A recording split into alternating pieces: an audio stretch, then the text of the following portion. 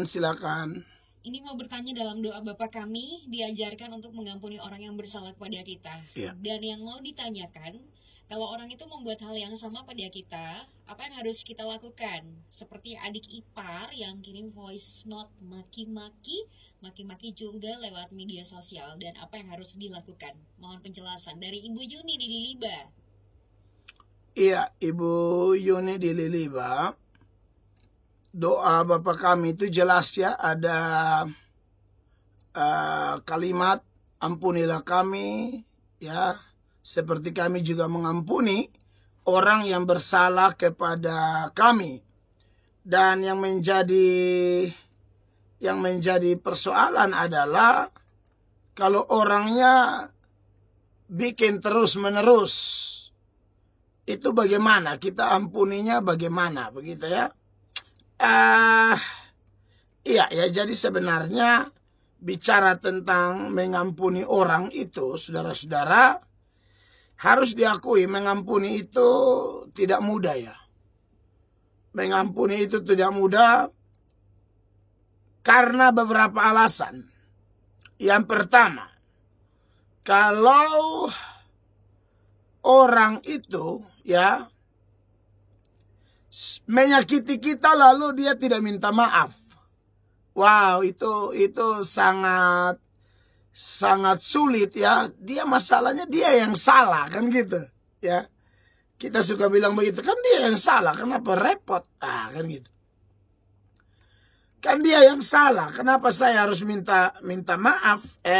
Saya yang harus mengampuni dia, kan dia yang salah dan dia sudah salah tidak minta maaf. Ini sulit, tetapi pertanyaannya apakah gara-gara hal ini sulit lalu kemudian kita tidak boleh memaafkan atau tidak usah memaafkan? Atau perintah Tuhan berkaitan pengampunan itu jadi batal? Tidak, saudara-saudara, ya. Yesus telah memberi teladan di Golgota bahwa sekalipun orang-orang yang maki-maki dia ya, yang di sekitar salib, Anda lihat Tuhan Yesus punya penderitaan itu kan luar biasa. Sangat menderita, ini sudah sakit yang betul-betul sakit. Dari awal saja, katakanlah di Taman Getsemani aja berdoa sampai sudah peluh jadi darah. Belum lagi ditangkap, dipakaikan mahkota duri, ditampar, diludahi. Belum lagi apa? Tuhan Yesus dicambuk lagi. Pencambukan itu kan mengerikan, saudara. Cambuk Romawi itu gagangnya pendek, cabangnya ada 3. Lalu di ujung cambuk itu ditaburi dengan kadang-kadang timah, kuningan, atau logam yang lain, atau tulang yang diruncing. Sehingga kalau kena di tubuh itu sakitnya luar biasa, saudara-saudara. Saudara kalau pernah nonton film yang disutradarai oleh Mel Gibson itu, yang sekarang Mel Atok ada kasihnya saudara, haleluya, ya, The Passion of the Christ. Saudara lihat bagaimana sebelum mereka algojo itu sebelum cambuk. Saya lihat ada satu adegan di mana sebelum mereka mencambuki tubuh telanjang dari Kristus Tuhan kita, mereka coba cambuk di meja, di kayu, meja kayu. Itu papan aja hancur karena itu cambuk, ya. Nah itu pencambukannya mengerikan sekali. Dan menurut para peneliti, para penafsir, mereka bilang bahwa biasanya algojo atau serdadu yang ditugaskan sebagai eksekutor itu mereka dikasih aturan kan, ada batasan cambuknya.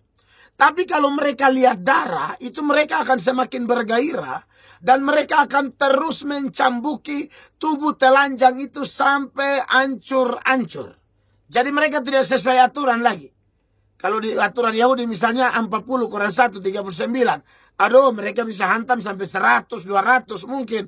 Karena lihat darah mereka tambah senang. Setiap kali mereka cambuk, maka itu ujung cambuk itu melekat. Yang kayak runcing itu, ada juga bilang kayak mata pancing. Jadi dia apa ya bahasa Kupang, kalau dia karena di situ dia tancap kuat, dia rau, itu daging dong keluar semua. Dia sobek daging itu. Makanya dipastikan bahwa sesi pencambukan saja, Tuhan Yesus sudah mengalami perdarahan begitu luar biasa.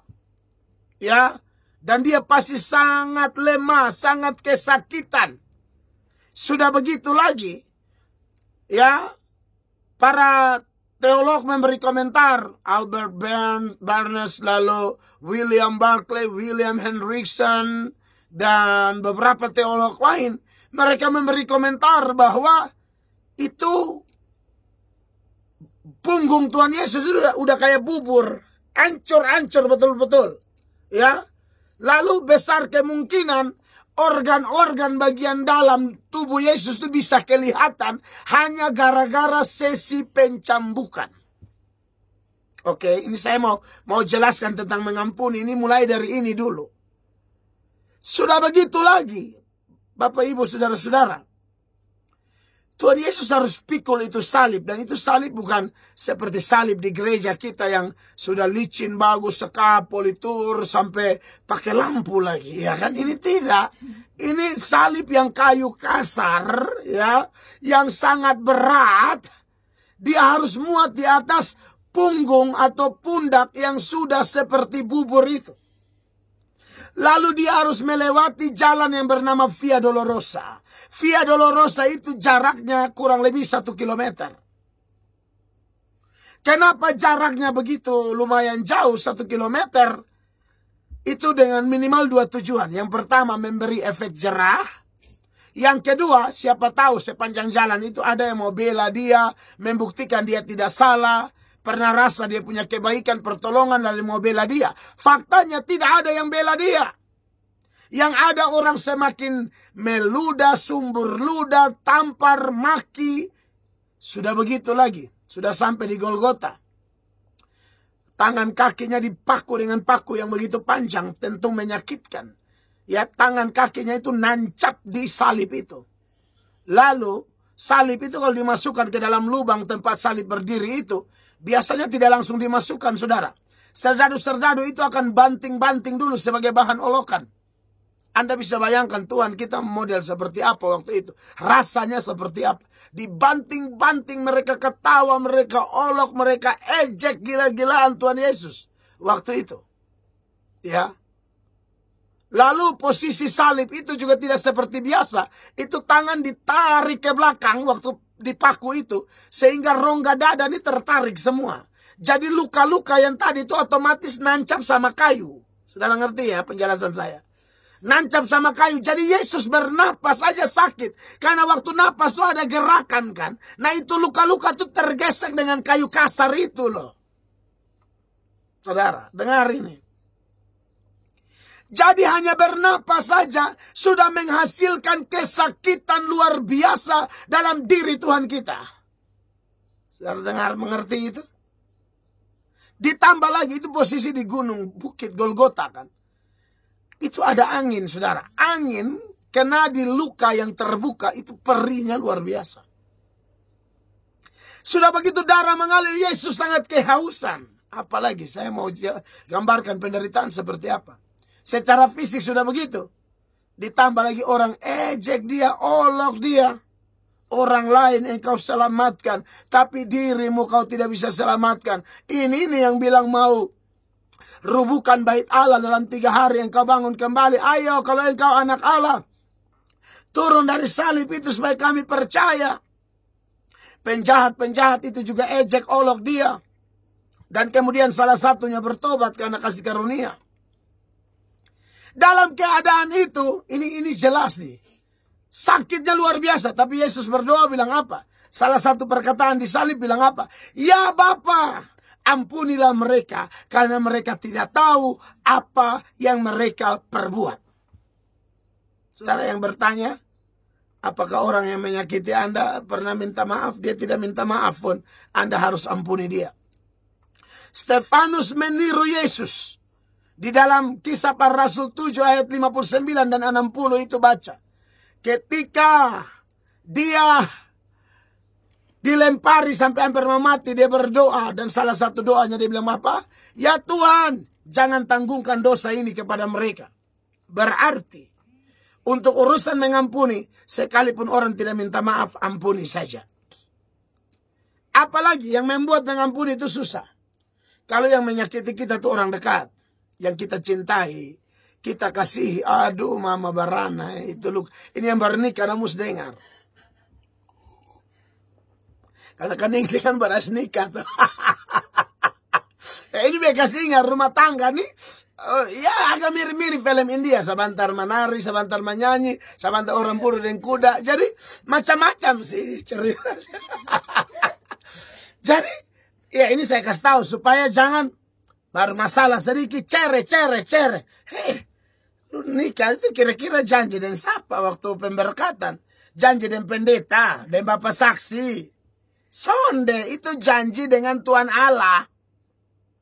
Nah, suami atau istri kita, sahabat kita, mereka cuma manusia biasa. Mereka bisa salah. Seperti saudara-saudara Yusuf menyakiti Yusuf. Tapi pertanyaannya, Yusuf ampuni mereka tidak? Ampuni. Mereka juga tidak minta maaf. Mereka juga orang dekat.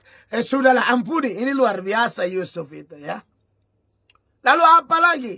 Sesuai yang Anda tanyakan. Ini sudah orang dekat, ipar ya. Yang maki-maki ipar. Oh ipar. Ini. Ipar juga kadang-kadang yang setan pakai. Tetapi andai kata kondisinya seperti itu. Kita ampuni tidak. Karena terus-menerus Anda bilang.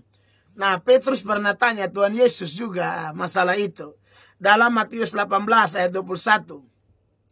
Kemudian datanglah Petrus dan berkata kepada Yesus, Tuhan, sampai berapa kali aku harus mengampuni saudaraku jika ia berbuat dosa terhadap aku?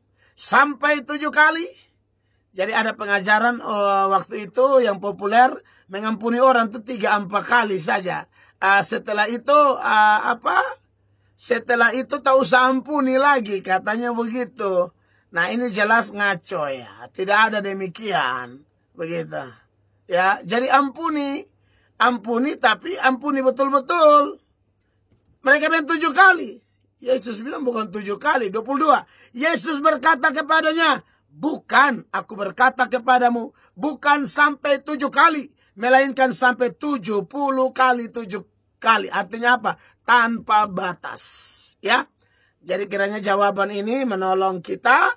Dan ingat, kita melakukan pengampunan jelas karena kita sudah diampuni lebih dahulu. Saya baca lagi sebagai dasar ya, ngomong mesti ada dasar. Efesus pasal 4 ayat 32.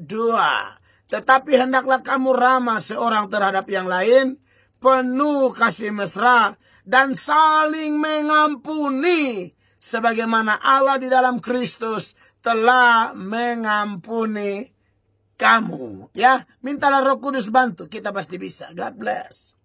Terima kasih banyak.